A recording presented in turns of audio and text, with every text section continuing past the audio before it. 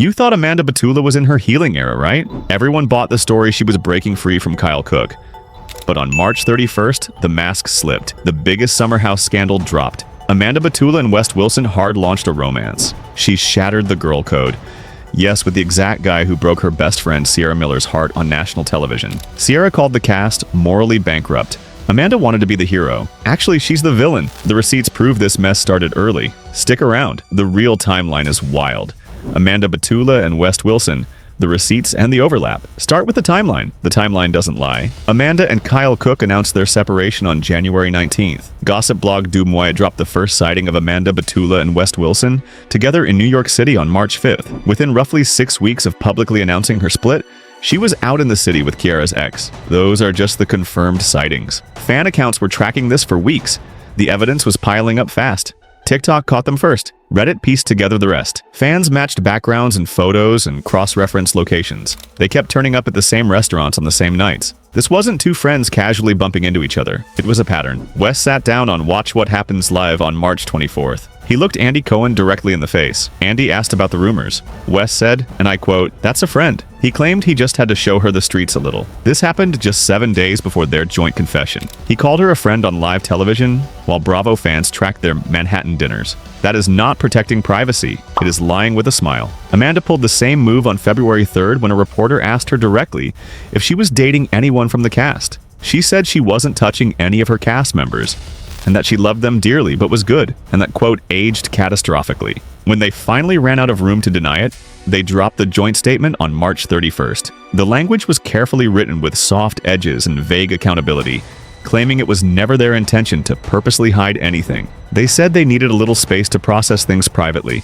and that what developed recently was the last thing either of them expected. Every single line is designed to sound thoughtful while saying nothing, and there is no mention of Ciara by name. There is no acknowledgement that Wes told this same woman he couldn't commit on a televised reunion couch, and no acknowledgement that Amanda held Ciara through that exact heartbreak before she started texting the guy responsible. Kyle Cooke told interviewer Adam Glynn on April 1st that he only figured out what was happening over the weekend, which means he found out the same way the rest of the internet did. He said he and Amanda spoke before the statement went out, but he also said Wes threw his friendship away in one clean swoop. Kyle accused him of being strategic and specifically calculating a redemption arc with the audience, while making moves nobody could see coming.